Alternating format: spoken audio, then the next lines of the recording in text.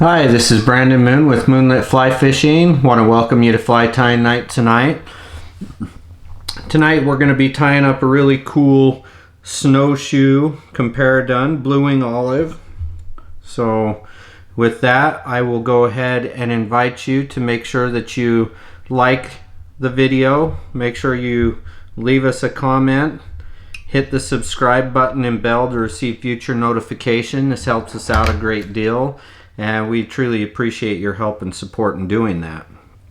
The hook that we're going to be using is the Moonlit Premium Tagata ML 102. I'm tying this in a size 16, but can be tied in a size 14 through 20 for the blue wing olives, or you can change the size for different mayfly patterns that you might be trying to imitate. So I've got that tag end. I use that to help lay a nice good thread base down of my Semperfly Classic Wax 12/0 olive dun thread. I left that tag end sitting out the back.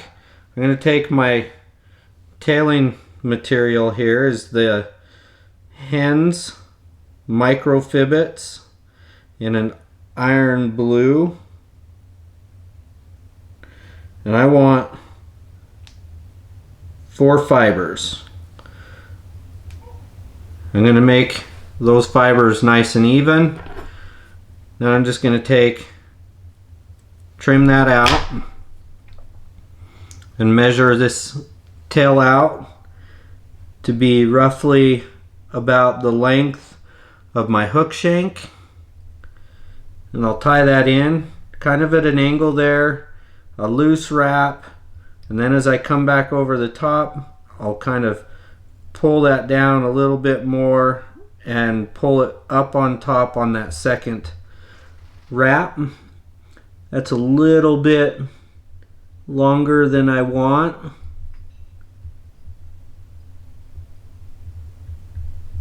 So I'll shorten that up just a little bit. Now I'll take my thumb and I'm going to splay these 4 tailing fibers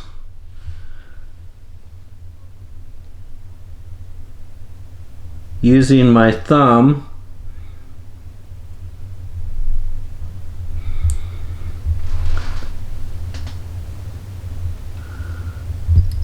so that I can separate it and splay them out. And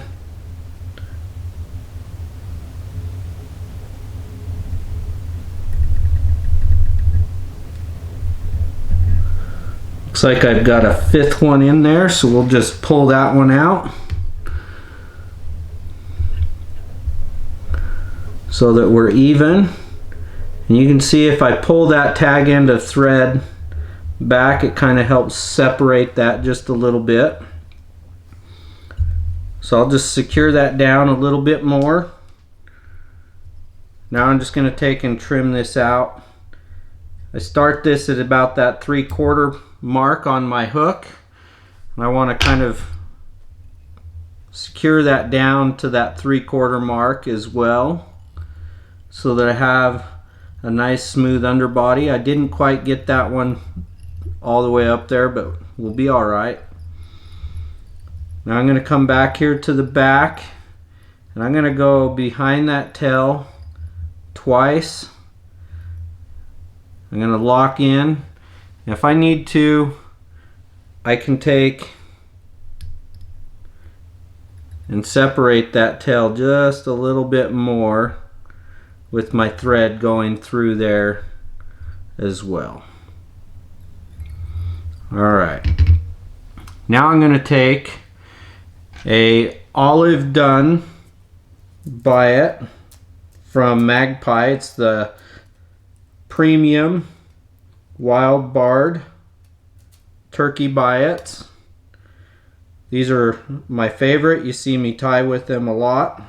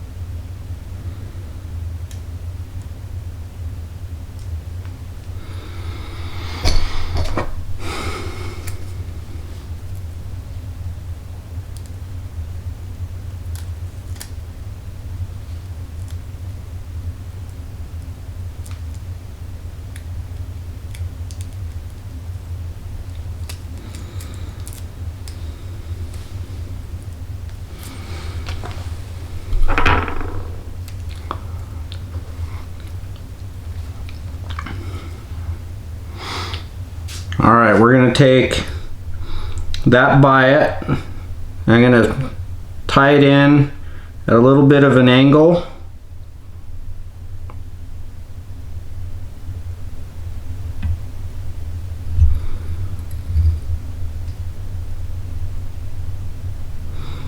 And the reason being is I want to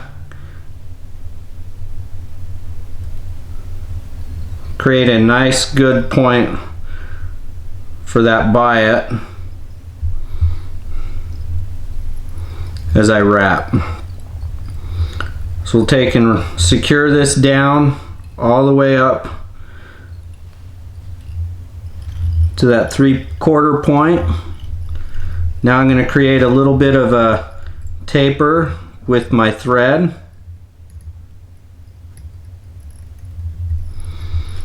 Going back and forth.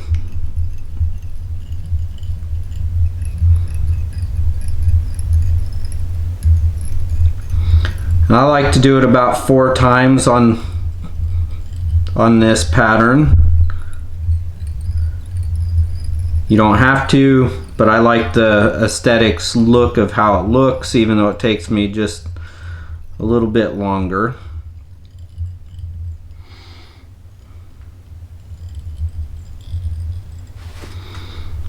Now I'm going to take and half hitch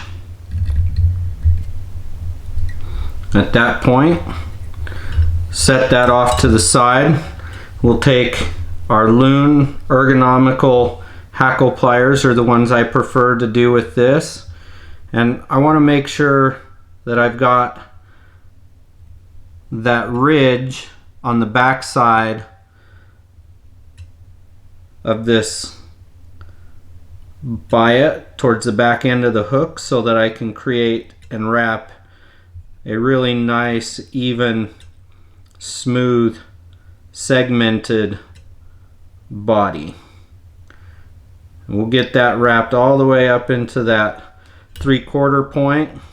It looks like I wrapped further than that, but trust me, when I get done tying this all off and everything, it's gonna look, and you'll see that I did tie it off back there. Trim that out. Now I just want to kind of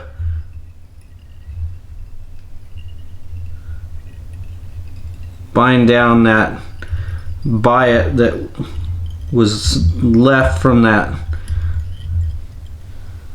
clip there that I clipped off. The wing is going to be a dark dun snowshoe, and I always try and get too much on this for some reason, so I always have to tell myself less is more on this pattern. I don't want too much, so I'm just going to clip a good clump of snowshoe. You can see it's not a huge clump. I'm going to trim out some of the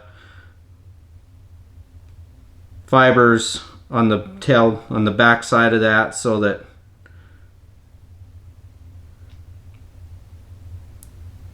I get rid of that under fur. Now I'm going to take and measure this, get some of those ones at the front. I want this to be roughly the length of the hook shank. So at that 3/4 mark, I'm going to take this with 2 wraps. And on that second wrap, I'm going to kind of cinch that down.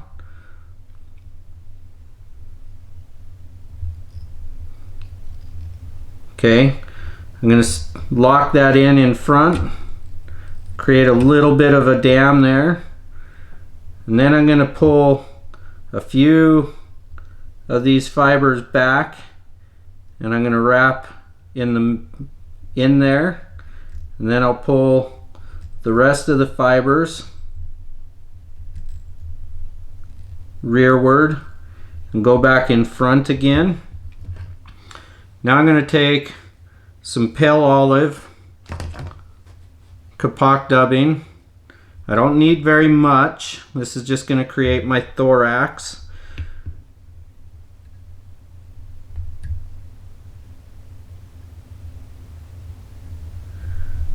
I'm going to create a nice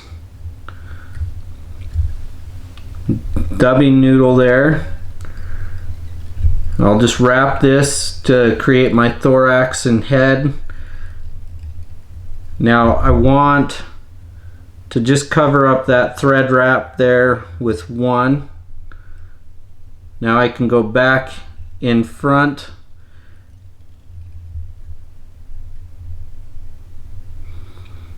I need just a little bit more in that front section there, just to kind of help stand this wing up. So I'm going to pull that wing back and push that dubbing right into that wing. Now we'll just take and whip finish. 1, 2, 3.